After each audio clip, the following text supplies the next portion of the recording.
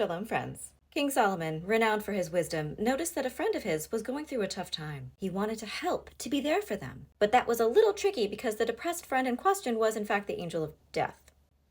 Welcome to Jewish Law Reactions, a work-death balance. The angel of death, Malach HaMavet, is one of God's most feared, most dreaded, and also busiest employees. Ever since his creation, during creation, the angel has never had a day off.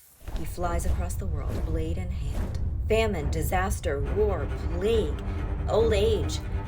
That's his wheelhouse. That's where you'll find him. The angel of death does not work overtime. He works all of the time. Killing is his core competency. Despite his hectic schedule with countless souls to take and being an entity of vast horror and fear, he still tried to maintain a healthy work-death balance. Which, honestly, good for him. Occasionally, the angel of death even spent time with human acquaintances, but not for soul-taking, for socializing. And yeah, one such human friend was indeed King Solomon. It might at first seem like a little bit of an odd couple friendship, but I think it actually tracks. Solomon was kind of an equal opportunity yapper. He talked to animals, especially birds, all the time. He talked to his constituents, aka his subjects. He spoke to his 700 wives and 300 concubines. And we already know he talked to demons. So it was that one day, while chillaxing with the angel of death, Solomon noticed that the angel wasn't really paying attention. He noticed that the million all-seeing eyes that cover the angel of death were kind of bloodshot and had bags under them. So Solomon asked, "Friend, what's wrong? You aren't meeting my eyes with, well, any of yours. You know that you can talk to me, right? And even though I'm the wisest and best judge ever, if I do say so myself, in this instance, we listen and we don't judge. I'm just here for you. Also, do you need all the Visine in my kingdom?" And the angel of death replied, "I'm so sorry. I just feel like such a grim reaper right now. I am so stressed. You know how upset I get when I can't do my job right. It's almost like my entire existence revolves around my work. And that's because it does. I was created to do this one thing, but my manager, who is, as you know, God, gave me the names of 2 people to kill. There are some extenuating circumstances, and even though these are my deliverables, I'm unable to deliver them. I had my knife sharpened and everything." Solomon said, "Oh, yeah, that does sound super frustrating. But I don't understand. You do this all day, every day. Who have you been sent to take?" And the angel said, "Okay, don't get mad, but you know those 2 brothers who work for you as scribes, and the Choref and Ephraim? "Yes, they're the best executive assistants I have ever had. They always file their parchment work correctly. They never forget the Oxford comma, even though it hasn't been invented yet, and this is not English." Yes, exactly. And you know how you go on and on about how invaluable they are to running this kingdom. Just beloved team players. My friend, I'm sorry, but my assignment is to terminate them from the position of being alive. Huh.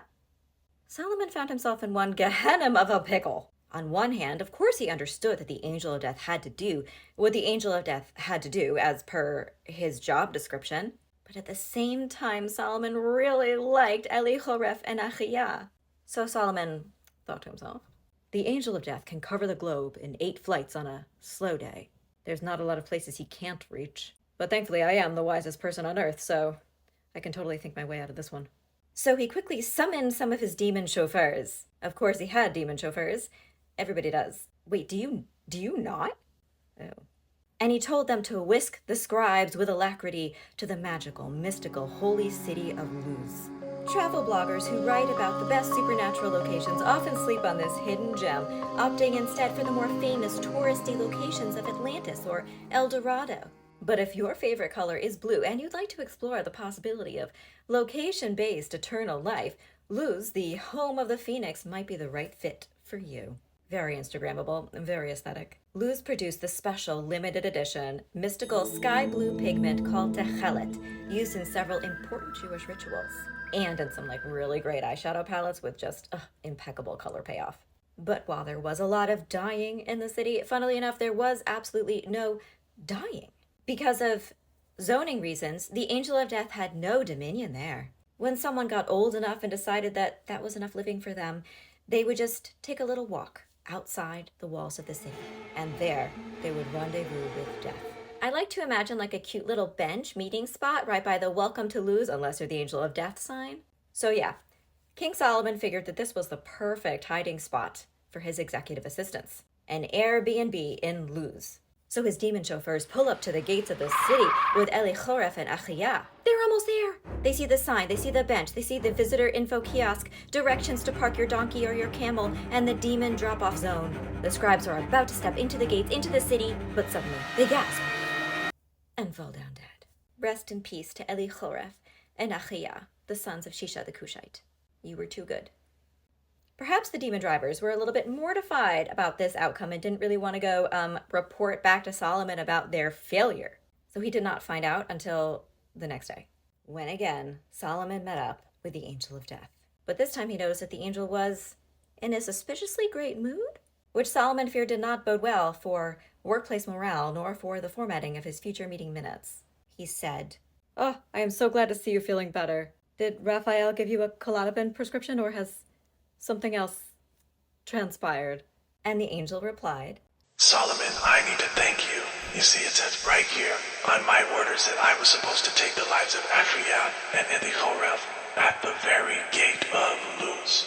And as long as they still lived in your palace, I couldn't take them. You were so kind to deliver them there for me. You really heard me when I was going on and on about my workload, and just like, that means so much. I just so appreciate having such a good and supportive friend in my own life. Metatron's kind of an ass. King Solomon, wise though he may have been, was once again reminded of the limitations on that wisdom. He had tried to outmaneuver fate and failed because fate plays 18-dimensional chess and does not fuck around. Solomon sighed, a valuable lesson learned, and began to type up a job description to be posted on message boards across the kingdom.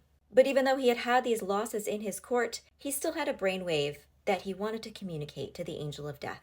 He turned to the angel and said, "Speaking of your workload, just a thought, have you considered delegating? Perhaps getting an intern?"